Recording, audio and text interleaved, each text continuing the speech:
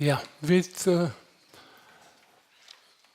kommet til det nødgjende korset, og hentet parten av 15 tøyerhusene under lovene. Det som vi hørte frem undan var ta i gamle testamentet enda i.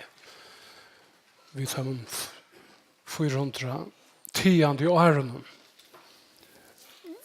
Vi har nekv etter, så at jeg kan ikke for å lese alle den teksten opp, men genga leslige og i jøknen hette, tog jeg alltid at vi kjenner nok så vel, særlig at vi kommer ut i Nye testamentet, gangene. Hesen pastoren av 15 tøyerskøy under lovene, fra byrjan Nye testamentets til krossfesting og himmelsfer Jesus her. Så vi hittar etter korsen, så sørger vi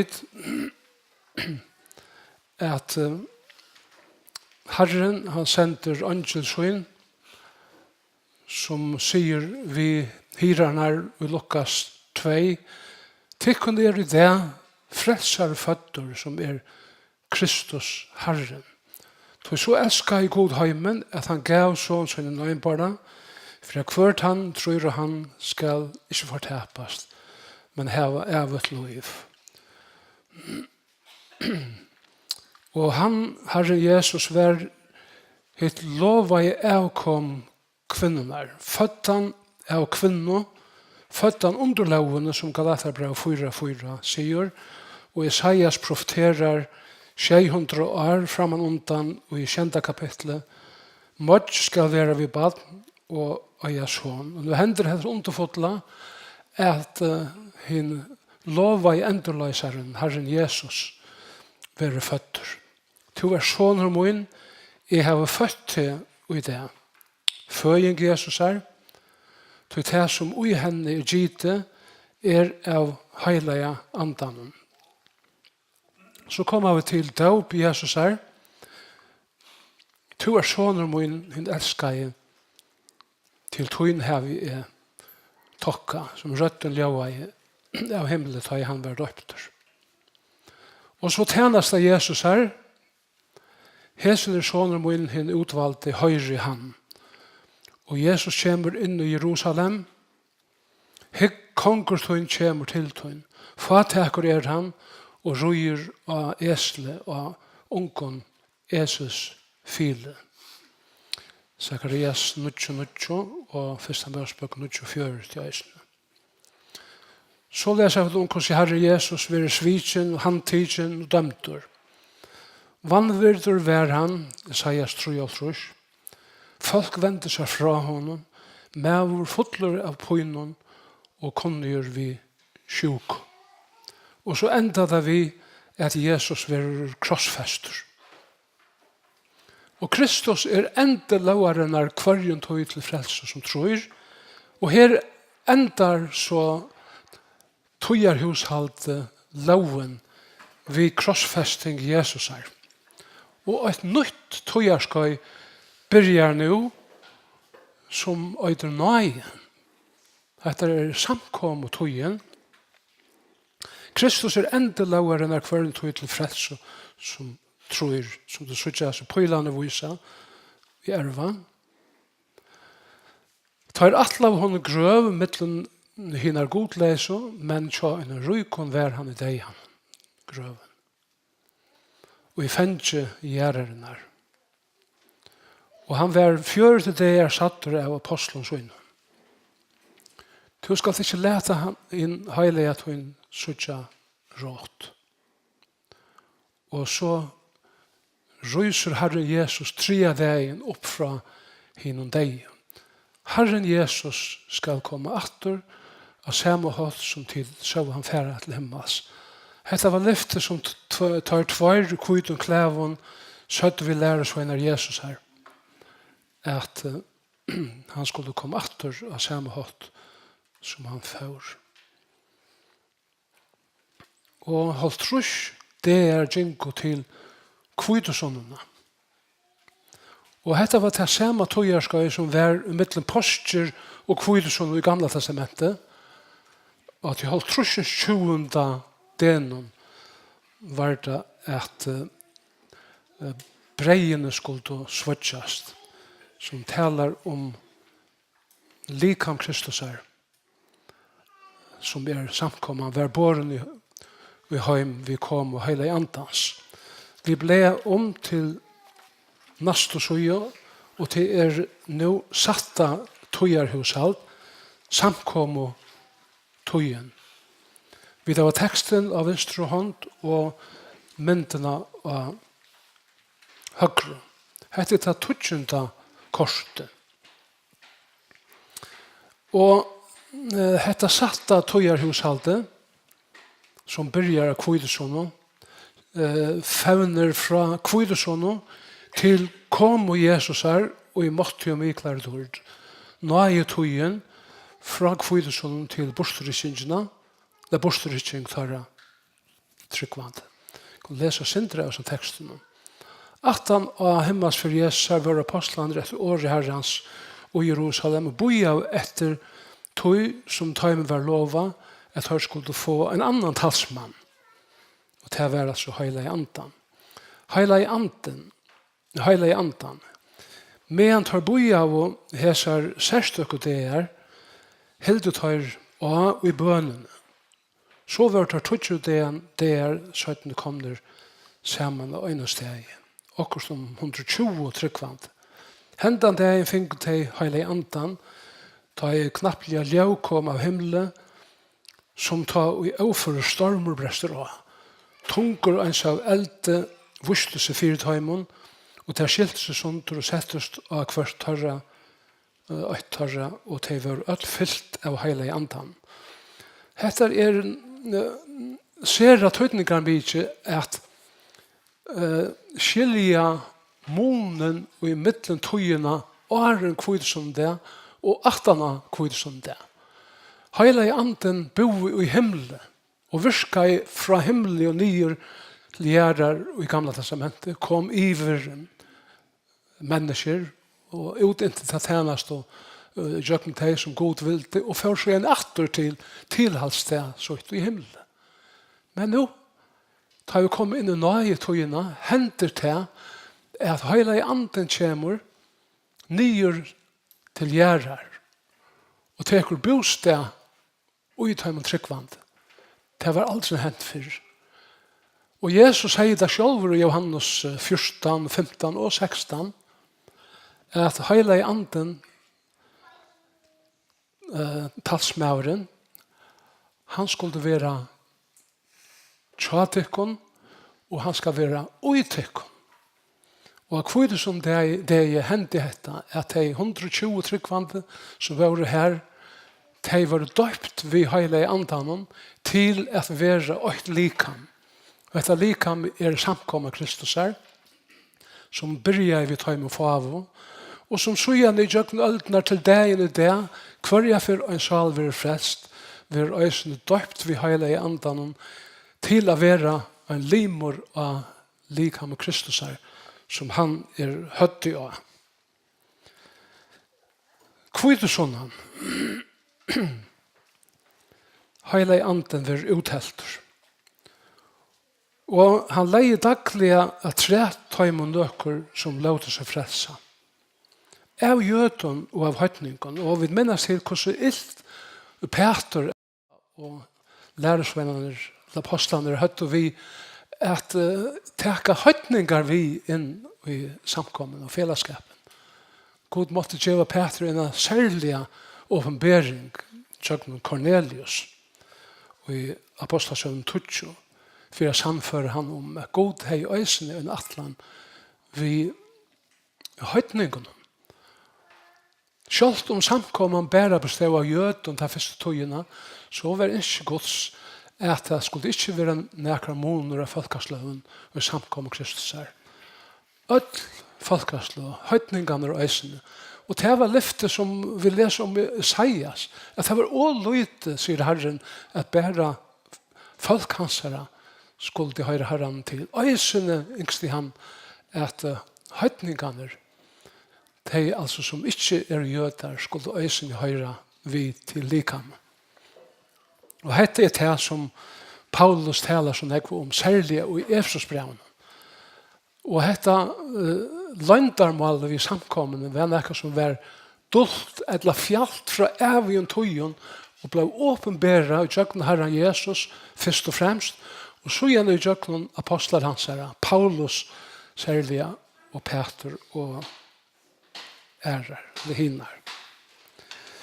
Nå hvis vi ikke etter korsten her satte tøyerhushaldet, samkom og enda tøyen, så gjør det først at hele anden kommer, altså gul og liten her, og den grønne literen, hatt jødene.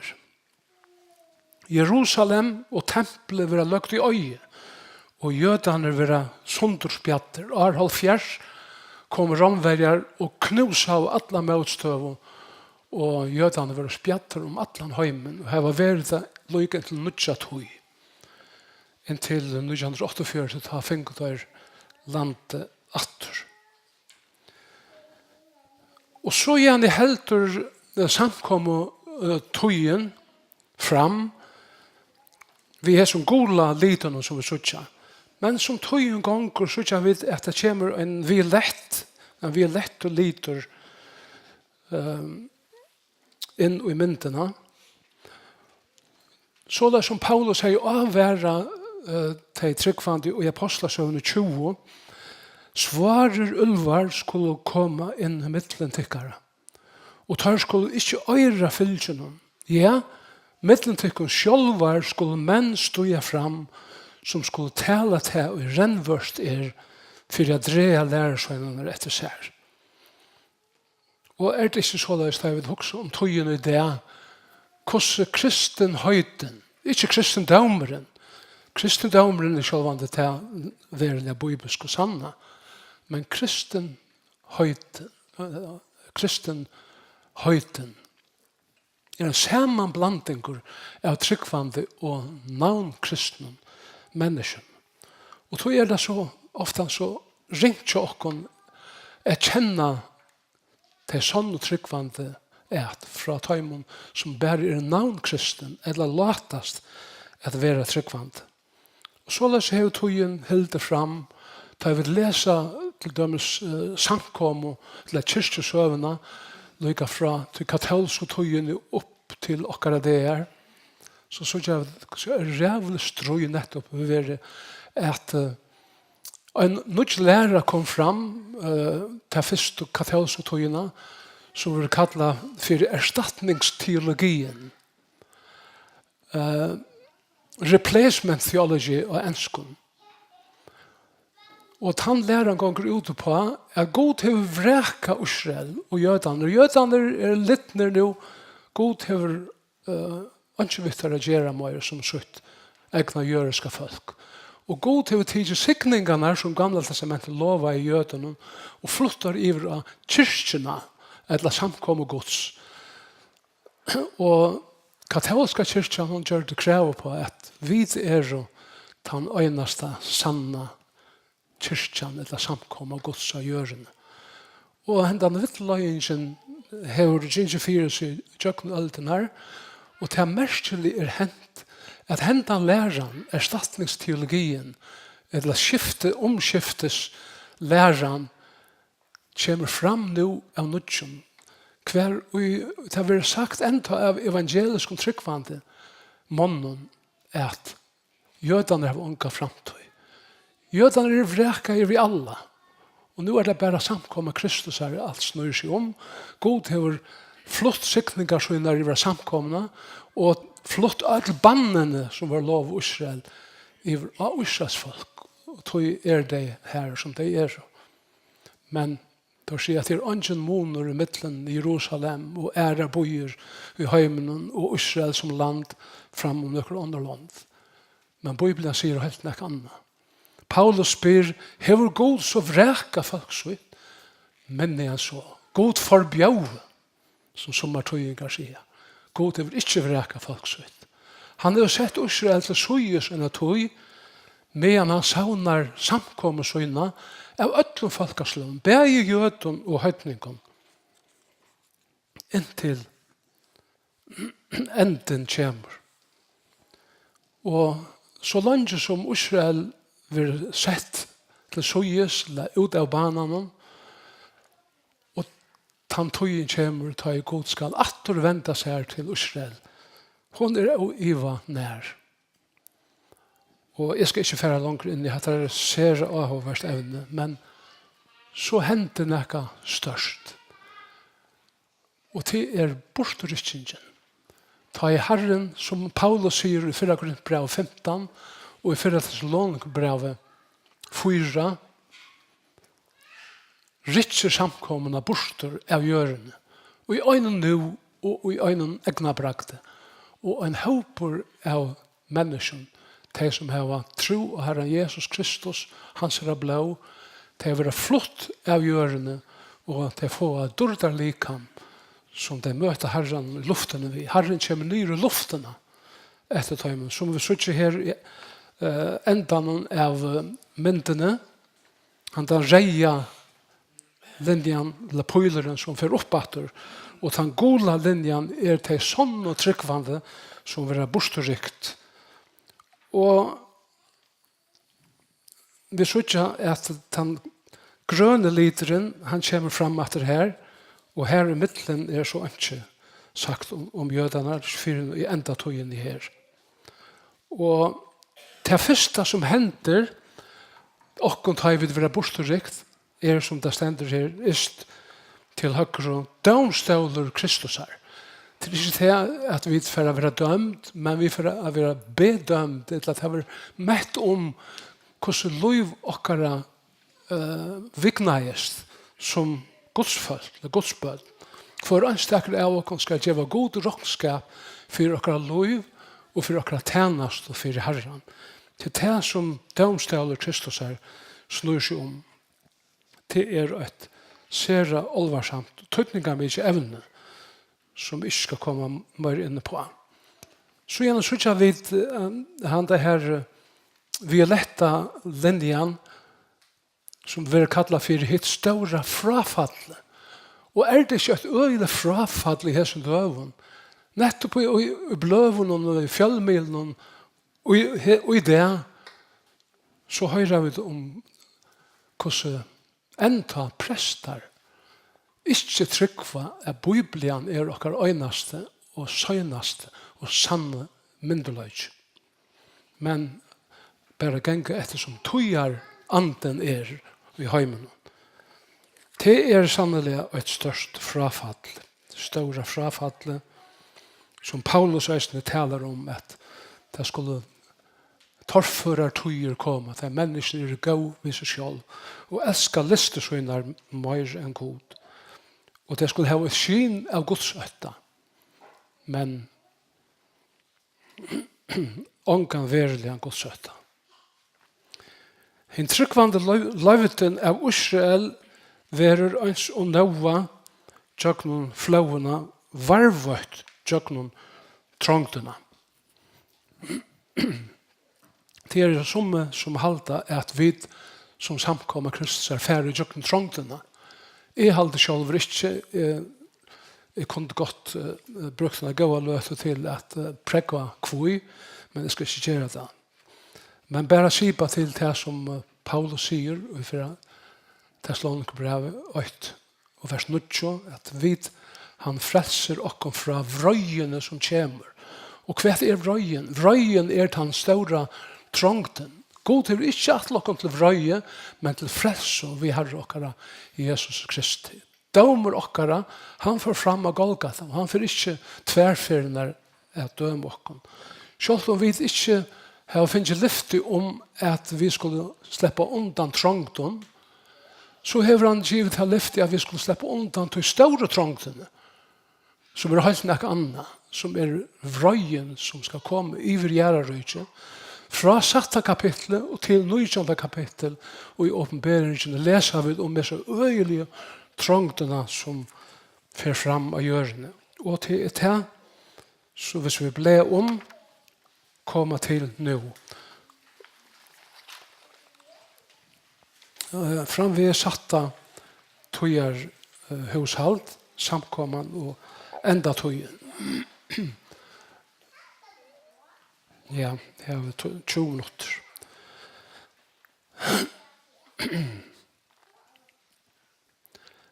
Ha säte Guds trångten och här läser vi det texten om fra kvidesonen till kom Jesus här i måtte och miklar dårt. Be trångdartojen fra till stora frafallen till kom Jesus här och i måtte och miklar dårt. Och vi suttja vrøye skalene, eller først innsiklene, så gjerne lurerne, og så vrøye skalene, skjei ut hele, som vil uthelt iver hjørene, hese store trångtartog. Og midt i trångtene, vil Satan släppt og leiser nere hjørene, som det sier her i myene, drekjen Satan, som omboer ut hele 636. Drekjen, Satan, døyre og ligeprofeteren. Hette den sataniska trojånden som han vil kalla. Vi stygt øyengarinnar som vil røste høyla om steg. Antikristus kommer og setter seg i tempel Guds. Nå, Paulus taler om dette tempelet. Så at jødene færre og iva er bytja et tempel og i vantrygg. Det vil ikke ha kristendommen å gjøre, men røyne at enda nødja den gamla jødiska godsdorskanene og bytja seg et tempel færre og i holdt vi atter et offra dyr. Det vil ikke vi kjenne at Herren Jesus er oppfyllingen av offringen av dyr og nyr jøkken øldener. Det er helt oppæt vi Herren Jesus Kristus. Men det vil jeg ta ikke gåteka. Og tar for å bygge tempel og god løyvedømmen av Iva til det. Dette tempelet vil kalla for tempel Antikrist. Og tar gjøre en sattmåla vi deir rujtje stemte, vi Antikristus.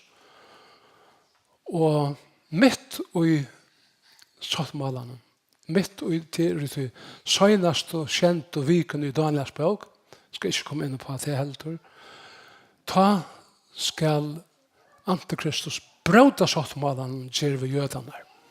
Han har også givet dem en fralse, bygget tempel som vi gjør, men så knapplig så bryter han sattmålen. Offringene er halvt og pæt, og det blir en øyelig bardeg. Jødene vil ikke tilby Antikristus som god, som det stender at Antikristus han setter seg i tempel Guds og gjør seg ut til at være god. Det vil jødene ikke tilby mennesker. Og da det at den øyelige svara tøyen ved den 17. helten av de skjei årene som trångtar tøyen værer en øyelig tøy av gjørene. Hin store drekjen var kastet over nye av gjørene, hin gamle ormeren som kallas djevelen og Satan. Vai gjørene og hevenen, til djevelen er kommet nye til tikkara, og i store vrøye, til han vet at tøyen han hever er så stort.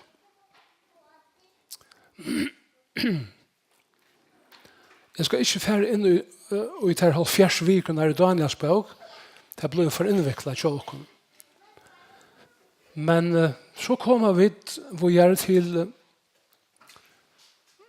domen iver hina store skøtjene iver Babylon.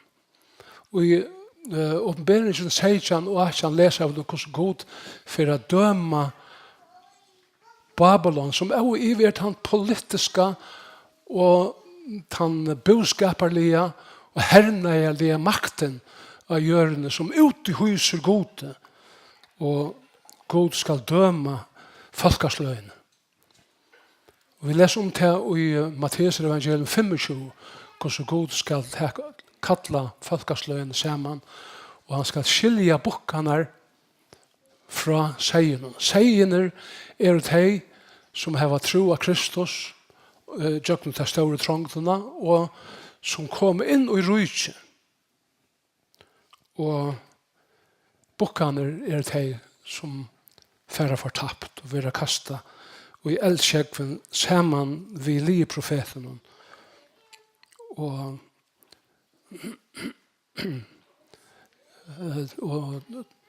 dyrene.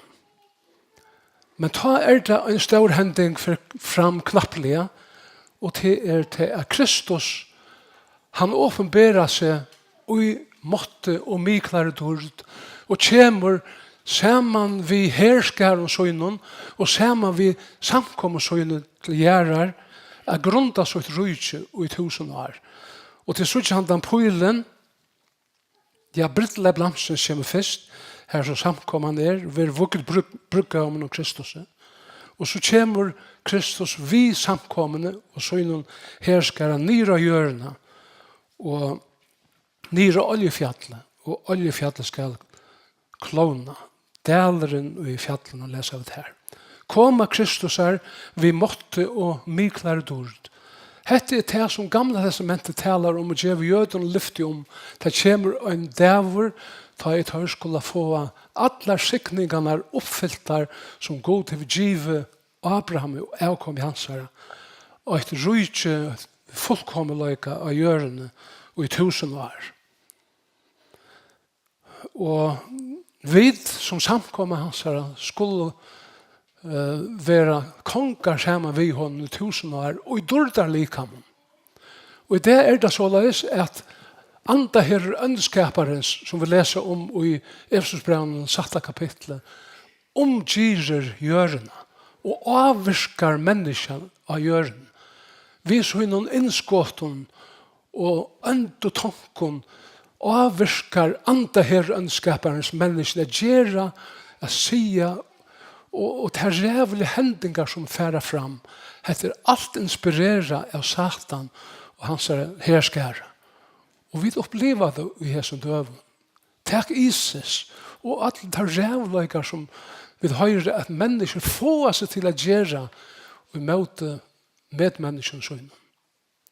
Men ta i Herren kommer atter vi samkommer søgnen skal han søpa bostor anda her ønskaparens bostor fra ur himmelrummen og vi samkommer hans her kommer til å ta plåse og kommer avvirka menneskene vi tog gaua. Vi gauen hosgåten, tonken og gjerren. Hesa tøyene, eller tøyerskøye oppa 1000 år. Og til å begynne altså her, kommer Kristus her vi måtte i miklare dord, domeren iver til livande folkasløyene.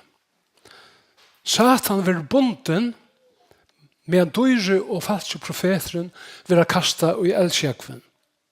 Og så ble det om å komme til det kjenta og søgneste tøyerskøye. Vi har teksten av venstre hånd og myndene og høyre. Hendan tøyen, det tøyerskøye, det ljøsareie feltet, hendan underfulla tøyen av gjørende. Herredøme rattvysen her. Kjenta tøyerskøye, la tøyerhushalte og fullgjeringen. Og så leser jeg at Kristus skal være konger kongene og herrene. Og en halvdje stavren i Jerusalem. Folkesleien skal gjenge i ljøs i hans herre.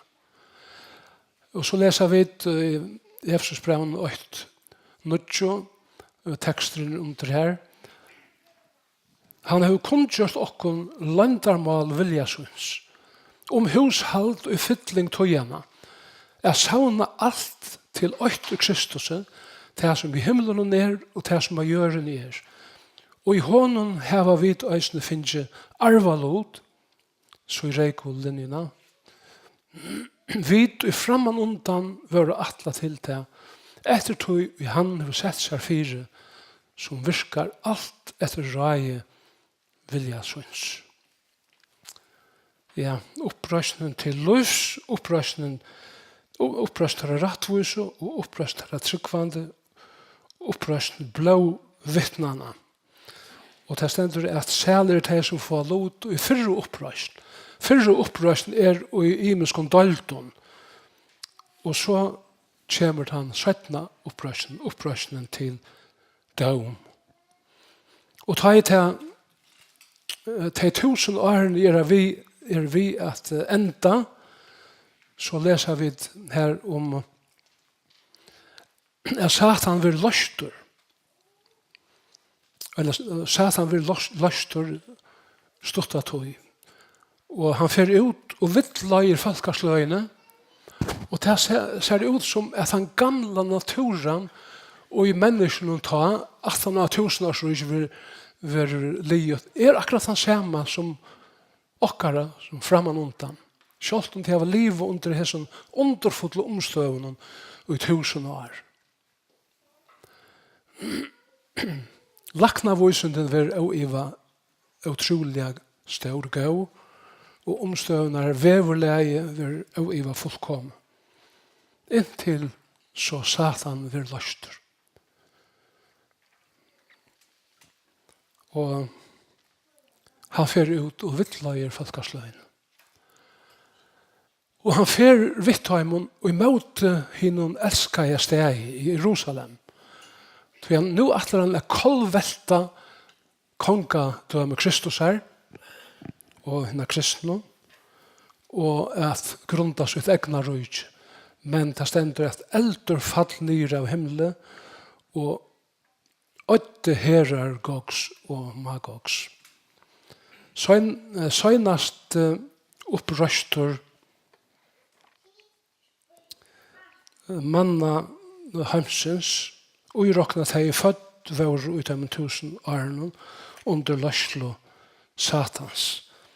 Og Satan vil altså løstre seg stort og tøyene inntil eldur fettler nere av himmelen, og Satan vil tidsen, og han vil kastet over i eldskjekven, her som lieprofeten og dyrer har vært i samfunnet 1000 år, og her vil han så kastet over. Og enda vil gjøre av ødelen til enda. Og så vil det større kvitt og hasete røst, og det stender at om onker ikke fanns skriva over i bøglufsens, var han kastet over i eldskjekven. Det veldig alvarsamt å lese og huske om. Men så stender det hvor Herrens skal komme som tjauer, ta skulle himlaner forgenga og i høren dona, from evnene skulle løses under det brennende hita, og gjøren og alt i henne er å brenna opp. Men vi som har etter samkommet Kristus er i dårdar likamen og i heima og i dårdene, og hetta mittlen bile at ta gjøren for gonger, så er vi så herranen. Men så henter det at samkomman, som vi leser i åpenberingen 20, het Nudja Jerusalem, her er vid bygva, etla sommerhalde at ta Nudja Jerusalem er samkomman, det kommer nyer i jøknen rymdene. Så ta Nudja Jerusalem er en mobile bøyer, en flytelig bøyer som ferast jøknen rymdene, at han har et gjør og himmel er og færen og i løgn, og god er skapt en nudja gjør, nudja himmel, og kommer nudja Jerusalem, og setter seg at han nudja gjørene, her vi skulle være i tøyer, og alder og atler æver. Og det er det som har sin gode terningren ombåer, og i tøy som vi kallar for dæver gods. Det er trutje det vi leser om, det er dæver herrans, det er daumeren som kommer i hentan heim sørste døven, og bjergingen for Israel, men den neste dæveren er dæver Kristus her, det er det i vidt samkomman være borterikt, dæver Kristus her, og den tredje dæveren er dæver Guds, hin evige tilværen heima til Herren og i tog Nudja Jerusalem. Her skulle vi bygva og i alter og atler æver. Nå er får nok så kjøtt og gjøkken etter søgneste. Så hvis tid har noen spurning, så har vi 5 minutter etter at hvis det skulle være akkurat la det kunne hjertet, så er for å takke det kunne hjertelige, som har vært tøyme og lyst etter mer. Det kunne være sånn noe annet sagt selvvandet. Men det er vanlig at det finnes sin bortsett og at de nå kunne holde fram ved at lese og grunta av disse bøkene. Det er bare en vedløying. Det skulle ikke holde etter den øyneste sanne utleggingen av Bibelen. Det er så en einfalder måte at jøkken ganger høves sannleikene og lærerne i skriftene. Stora takk for det. Skulle vi enda ved bøn. Heilige god og feir okkara, vi takkar der ena for en, for et år, for en anda som du giv i okkon, og som ikke er et åpna årtøyt for hjørsten okkara. Hjelp okkon å hava åpen og villig hjørster, så det er herre at du fært sykne okkon, så det er at vi kunne være til sykning for andre. Mest av ødlån for at du med at til herre frelser i okkara, Jesus Kristus. Vi takkar der for strøytøyt, for blåtøyt som fleit. Vi takkar der for løytøyt som du lever og i dørten og bier for okkon, og som du vi anta tøyn og lever og gjørsten okkara. Sykne ødle hese kære som har vært til disse bøybetøymere det. Vi takkar der og legger fram tøyna og alt det tøyner henter. Takkar der for det sæl og vevn som vi øye. Er kjøtt en dag så kommer du og teker okken heim til tøyen for at vi aldri skulle skiljes atter fra det her. Amen. Stora takk for det.